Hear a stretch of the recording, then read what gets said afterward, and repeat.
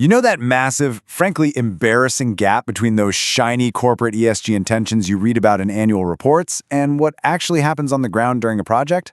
Yeah, it's a completely different world when the rubber meets the road. So welcome to today's Explainer. We're going to bridge that exact gap in about 5 minutes. We're looking at the literal mechanisms, the nuts and bolts that turn sustainability from a nice-to-have PR statement into a rigorous, hard and fast project constraint. We're talking about sustainability management plans and the frameworks that make them tick. But first, we got to start with a really harsh reality. 58%. According to the 2024 GPM Insights report, extreme weather directly impacted 58% of projects in 2023. Think about that for a second. And by the way, that is up from 38% just 2 years prior in 2021. So what does this all mean? Well, it changes the entire conversation. We're no longer talking about sustainability as just some moral obligation, right? Climate disruption is a literal statistical threat to your project's survival. Building in resilience and sustainability integration, that's just a mandatory component of daily project delivery now. Which brings us to the elephant in the room. Why do so-called green projects keep failing in reality?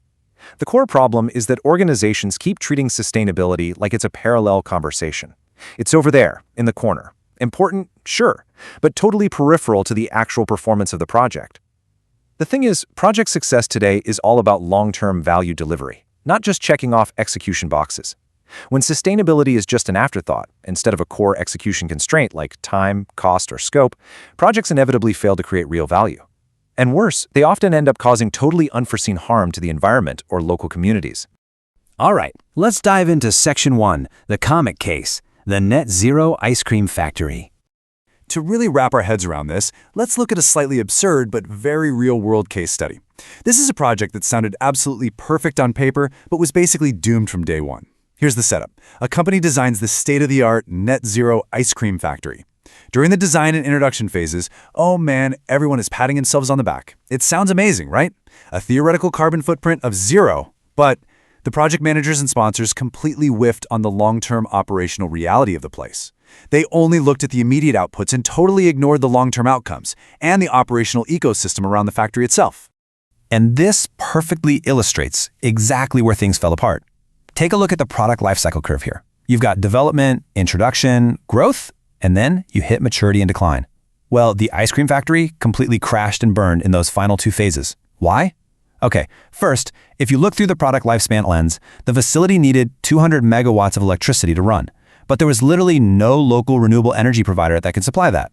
So what happened? They had to rely on the external dirty grid.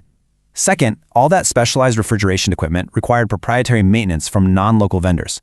That effectively ruined its long-term economic viability because it couldn't be serviced locally. So it was great in development, but a total disaster in maturity. So let's move to Section 2, the solution, the P5 framework. How do we actually prevent those exact blind spots? How do we stop treating sustainability like some optional add-on and use it as a predictive measure of project success? Well, the answer is the PMI GPM P5 standard for sustainability and project management, or, just the P5 ontology for short. Now, I know it might look a bit visually complex at first glance, but it's incredibly powerful. It's essentially a comprehensive diagnostic tool designed to map out every single sustainability impact a project might have. Instead of just staring at that traditional iron triangle of time, cost, and scope, this framework gives you a structured, repeatable way to pinpoint environmental, social, and economic impacts across the whole life cycle. It basically ensures that when you make a decision, you can see exactly how it's going to cascade through the entire system. Let's break that down into its core pieces. The P5 framework takes those traditional constraints and expands them into 5 actionable dimensions: people, planet, prosperity, process, and product. Now, people, planet, and prosperity are your impact domains, right? They cover social equity, environmental stewardship, and economic viability. But then we apply the lenses of process and product. Process asks how the project is being executed, like are your daily operations creating a ton of waste, and product looks at what the project actually produces and how it operates over its entire lifespan. Kind of exactly like what we just saw with our doomed ice cream factory. Which brings us to Section 3, building your sustainability management plan. Here's the thing. Identifying impacts using P5 is necessary, sure, but it's definitely not sufficient on its own. You can't just diagnose a problem, you actually have to treat it. And that's exactly where the Sustainability Management Plan, or the SMP, comes in. Think of this as your literal blueprint for action.